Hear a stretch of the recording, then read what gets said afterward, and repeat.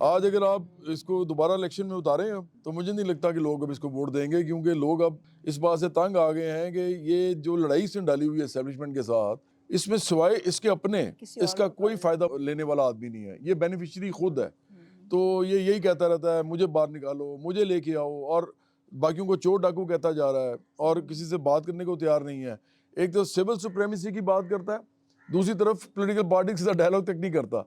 तो लोगों को आहिस्ता आहिस्ता समझ आ रही है कि ये सिर्फ सेल्फिश तरीके से, बिल्कुल उस तरह जिस तरह इसने वर्ल्ड कप उठा के कहा था कि मैंने अपने करियर के अख्ताम पे आज वर्ल्ड कप जीत लिया है, मैंने वर्ल्ड कप जीत लिया है।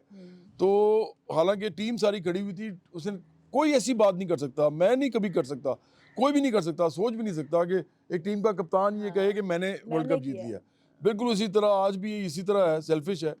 ये अपने लिए जो कर रहा है सो कर रहा है, और लोगों के बच्चे मरवा रहा है, अपने बच्चे इसके बाहर बैठे हुए हैं। मुझे सबसे बड़ा एतराज़ इस पर यह है कि ये अपनी स्ट्रगल में अपनी बहनों के बच्चे, अपने पार्टी के बड़े बड़े लोगों के बच्चे, उनके ख़ानदान, वो लोग नहीं डालता, वो लोग नहीं बाहर निकलते, और आम लोगों के बच्चे जो गरीब बच्चे हैं, गरीब लोग, उनको गुमराह करके, जिनको कभी लीडर भी नहीं बनाया इसने, ये लीडर नहीं बनाता आम लोगों को, ये गरीब लोगों को, लेकिन उनको ये कहता है कि बाहर निकलो और मेरे लिए लड़ो, मेरे लिए मरो, और ताकि मैं जो हूँ बहुत बड़ा हो जाऊँ। तो ये बहुत बड़ा एतराज़ है मेरा इसके ऊपर इमरान। और मैंने जब ये शुरू किया तो उसके बाद मैंने देखा ये पिकअप हो गया।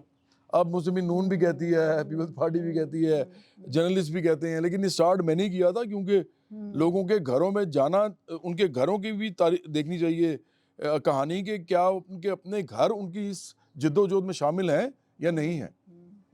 बिल्कुल ठीक है। और I think this very important point. मेरा ख्याल है कि सिर्फ जवाद साहब पहले, और मेरा ख्याल है कि सबसे जो क्रिटिसाइज़ किया था इमरान हाँ खान जी। को शुरू करना, वो आपने किया था। और मेरा ख्याल है कि उस वक्त शायद कोई भी इस तरह का नहीं था जिसने कि इसके अंदर देखा हो कि ये बंदा किस तरह का है, और फोरसाइट इतनी हो कि इससे मुल्क को कितना नुकसान पहुंचेगा।